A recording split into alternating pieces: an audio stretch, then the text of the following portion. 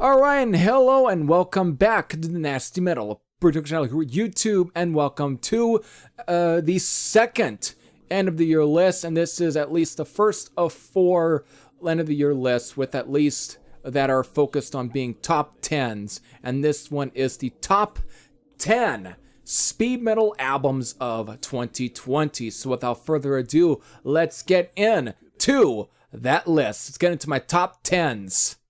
So, coming in at number 10 is World in Chains, the second full-length album from German heavy speed metal band Blizzin. And this, of course, was released April 24th.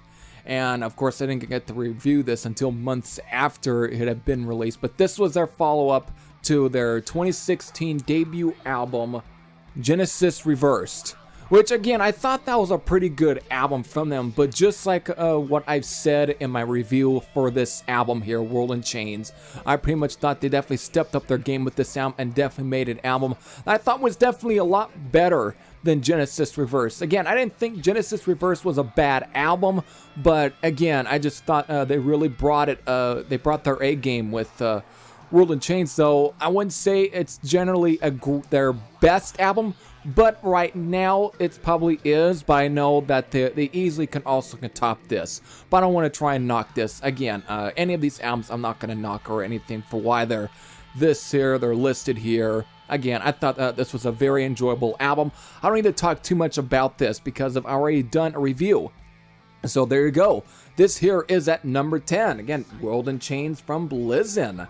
So, coming in at number 9 is Wings of Rage from Rage. Again, a legendary German speed metal band. At times they even get considered thrash, sometimes power metal, or just heavy metal, but they're definitely one of the most legendary cult German metal bands, definitely releasing classics such as Reign of Fear and Execution Guaranteed and Perfect Man. These guys just have a classic category, again, also being one of the premier bands on Noise Records back in the day. But Wings of Rage, again, being at least the first of the more recent or modern Rage albums that I've heard. Again, I'm still fairly new to Rage. The only, again, in my review for this album, I basically stated that the only thing I own from these guys is that box set that pretty much features their album under Avenger, and then the first 2 albums under Rage being Reign of Fear and Execution Guaranteed. So that's the only things that I own from. Again, those are all good albums, especially Execution Guaranteed. But Wings of Rage is, again, it's a solid album from Rage, especially this lineup of the band. I think they definitely are just they definitely just made a very solid quality, crunchy, heavy speed metal record. They did a very good job. I wouldn't say this might be their best material, but again, it's very enjoyable. It's solid. So that's all I got to say there. So that here is at number 9, Wings of Rage from Rage. Now coming in number 8 is the second full-length album from a New Zealand-based speed metal band, Stalker, that is Black Magic Terror. And this sounds great. Again, though, I don't know if I can, again, after spending some time with this album, I don't know if I could say this is almost as good as their debut, but this still is a very solid album from Stalker. I mean, there's just some solid, crunchy, just raw speed metal. Just good stuff all around. I don't need to talk too much about this album because, again, I've done reviews for most of these albums anyway, so I'm not going to spend this whole entire video of just talking about some of these albums, or at least in depth, because I've done reviews. You can find them here on the channel.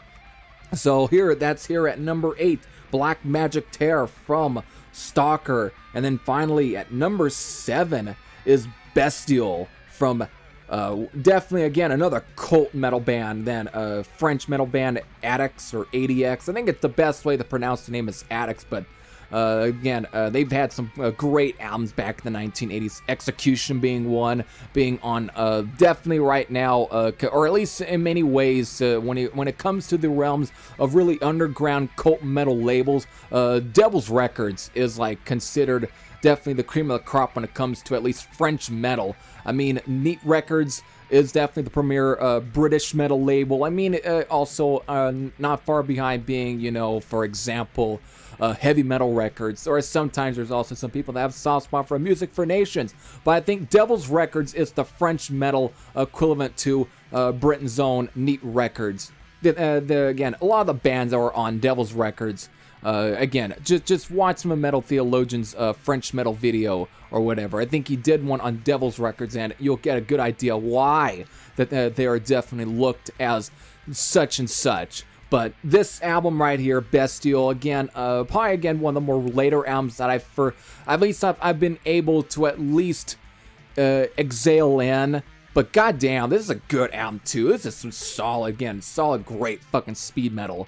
It's definitely kind of surprising that Addicts aren't nearly as said in the same breath as like some of the German speed metal bands like Gravedigger or Rage, for example, to at least mention even Helloween, because these again, Addicts just really put out some pretty solid, crunchy speed metal, and this album is just definitely a good example of why these guys are definitely seen as definitely the French, or at least France's premier speed metal band, or just premier metal band in general. These guys are just good. I can't, again, I've already done a review on this album. You don't need to hear me talk too much about this album.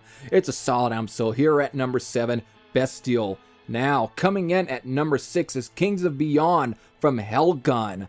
Again, this is another album I reviewed on here, and this is just a great freaking album. There's just nothing bad on here. Again, these guys being all the way from Brazil, and good God, this is great fucking speed metal too. This is definitely at times you can put on the same caliber at times with a lot of the German metal stuff, but this is just good, solid.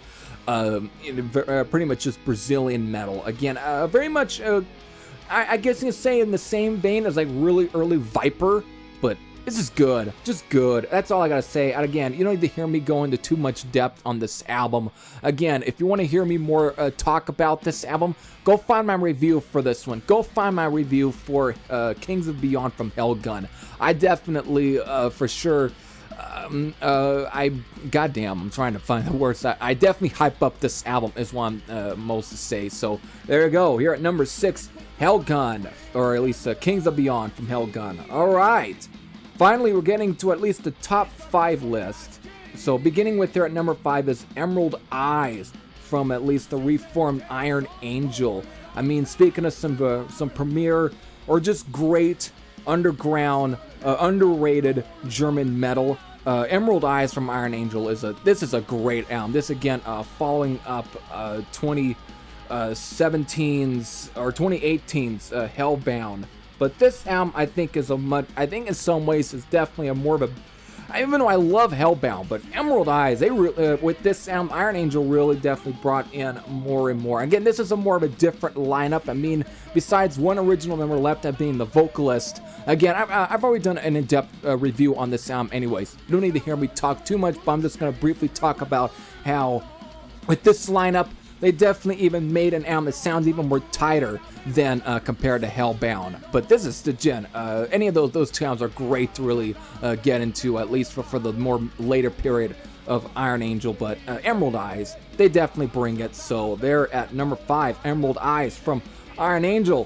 Finally, here at number 4 is surprisingly is a Rebirth by Blasphemy from Midnight, and this album was released really early this year, and this is just one of those bands, and I haven't reviewed this. This was more so recommended because, again, if you had listened to one of my past podcast episodes, I think it was the very last one that I did, the very last podcast, which would have been episode number 10. the official episode number 10 of the Nasty Metal Podcast, I definitely made I put it out there that for anybody who at least who has listened to a lot of more albums than me, I pretty much pointed out that it would be great for anybody to recommend me some other great speed metal bands to at least to fill up at least the top 10 list. And Storm Rider definitely geared me towards that, and one of the albums on here was Rebirth by Blasphemy. And so this was, I think, this is actually the first album I've heard full on from Midnight, and I can't believe I've actually I don't know why I slept on Midnight for so many years. Again, just all being fronted by, I think he does go by the name Midnight, which is kind of funny because of everyone, if you bring up the name Midnight, everyone thinks of the late Crimson Glory singer, but he's going by this name, and this is their most recent album, and this is, again, some solid fucking speed metal. Again, very much in the vein of like Venom and Motorhead and maybe other sort of new wave or British heavy metal bands. Again, this was also released on Metal Blade Records, but this is definitely what almost even fit in within the Metal Massacre stuff back in the 80s. Like, again, very similar to like Show No Mercy from Slayer, or some of the first EP from Savage Grace, The Dominatrix. It's definitely in that kind of vein, but at the same time, vocalist here, his singing on this album, again, very similar to like Kronos of Venom. Just has that kind of similar thing. I mean, I would love to talk more about this album. I think this is a solid album from these guys, and it's definitely made me inspired to really want to go back and listen to some of the other albums within Midnight's discography, because this is a very solid album. I almost wish I did review this, but for some reason, something about Midnight kind of, in some ways, kind of left. It didn't seem like a band that I didn't want to really listen to a lot, because again, the hype surrounded around this band. The same way that you don't see me review anything from Savage Master, is just because of the hype surrounding a lot of them. But I gotta give credit where it's due. Rebirth by Blasphemy was very enjoyable, and it was enough to where I bumped it up to being part of my top 5 list here, part of the top 5 of the top 10 speed metal albums of this year. So it's a good solid album. So there at number 4, Rebirth by Blasphemy. Here at number 3 is Slaves of Time, the third full-length album from Stallion, again another German metal band. These guys were a part of the new wave or traditional heavy metal movement, but the thing is, I think by each album, these guys seem to really add in more and more of a speed metal element to them, to where almost even at times even borders on thrash here and there. It's just so solid, and this is probably right here my favorite album from Stallion. I think they stepped up a lot of their A game with their subsequent albums. Again, I like their first album, it's good, and their EP, but again, if you've listened to my review for this album, I think Slaves of Time, I think they just were a lot stronger. They finally figured out as far as what to do as far as their musical chops are. I think they really brought it on this sound, so I think that it's definitely deserving of being at number 3, so there you go. Slaves of Time. Finally, let's get it to number 2, which is the debut full-length album from Amy Lee Carlson's new band, Solicitor. That is Spectral Devastation. And I apologize to you if I have yet to get a copy of this album. I only listened to this online just because, again, this was another album that Storm Rider listed within the albums that he was trying to recommend me to at least see which ones would be great to fill up the top 10 speed metal list here. And this was one. I'm glad he did. I wish I got around to reviewing this album, because this is so good. For at least, again, in some ways leaving or beginning where Substratum left off, this is a good album. This could have easily been the follow-up to, oh boy, the last Substratum album, the full-length album, oh boy, Permission to Rock. This would have been a great follow-up to Permission to Rock, because this is a good album. Though at times it almost pushes it here and there on the thrashy side, very similar to the very first Substratum album, but maybe a lot more inspired. But I don't want to knock the debut Substratum album. I do not. I think that was a solid album. I know some of the band members don't seem to care much about the debut album, But I think that was a very solid album, and it definitely was one of those that inspired me to really want to get in more and more of this. And because of me getting into Substratum, I became good online friends with Amy Lee Carlson, and I think she's a great female singer. She definitely has a great set of pipes. These, again, all being based out of Seattle. She is definitely a killer vocalist, and on this album, it is definitely a good example of why I definitely say the things that I do about her, and why I'm hyping her up as a great female vocalist. God damn, does she have a voice, and this album is so good. I wish I was able to review this album on this channel, so it's just briefly talked about here. Hopefully on the next Solicitor album, I will finally review a Solicitor album on this channel. So again, kudos to Solicitor and Amy Lee Carlson. Definitely go out and listen to these guys. I'm gonna plug in more and more of Solicitor. So there you go. That is here at number 2. It's just, again, go out and listen to these guys. Go out and listen to Spectral Devastation. All right, so there we go.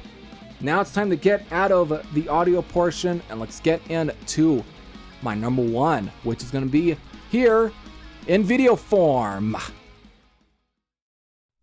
So, what is my number 1 speed metal album of 2020? This is going to be a little bit of a surprise one because you would expect this to be at least in one of my heavy metal based end of the year lists for at least 2020, but this the thing is, this just fits right in with this list and what they were able to pull off with this album and what they were able to capture. This is definitely speed metal at its core, and these guys were one of the bands that really definitely spearheaded the speed metal genre. These guys were one of the beginning bands that really kind of made it at least a concept. But that's the newest album from the definitely one of the premier new wave or British heavy metal bands. That's Metal City from Raven, and I don't need to go on in depth of this. I've already done a review on this album, but goddamn, they really brought it. With the new drummer here, Mike Heller, being of Fear Factory, he just fits right in. He really just injects new life into I hate to say old concept, but Raven have become definitely a concept of their own. This was a really good album from these guys. John Gallagher hasn't sounded this great on an album. I mean, he's usually sounds great on most of the stuff he's done. But this, I feel he really brought an extra edge to this album. He really just sounds absolutely in tip-top shape. It's surprising for his age that he's in right now that he's able to pull off these air raid siren vocals and the screams. He just sounds like how he did back on like albums like Wiped Out and Rock Until You Drop, or All For One, or even like Life's a Bitch, or Nothing Exceeds like Excess. Ugh. This is so good.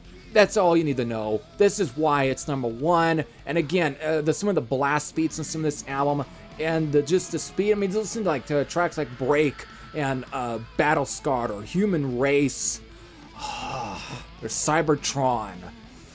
Oh boy, and of course their tribute to Motorhead with Motorhead, and that's all I gotta say about this. This is why it's number 1. This is my number 1 speed metal album of 2020, Metal City from Raven. So there you go. There was my top 10 speed metal albums of 2020. If you have any thoughts on any of the albums I've talked about in this list, definitely leave your thoughts in the comments section below. But if you haven't heard any of these albums, or if you haven't heard some of these, like again, I've recommended some of them, I've told you which ones to go and check out, you should know. There you go. You know what to do. Alright, I hope y'all enjoyed. This is Heavy Thrasher Sam out, and I'll see you all later. Actually, I'll see you all tomorrow with the top 10 thrash metal albums of 2020. Take care, everyone.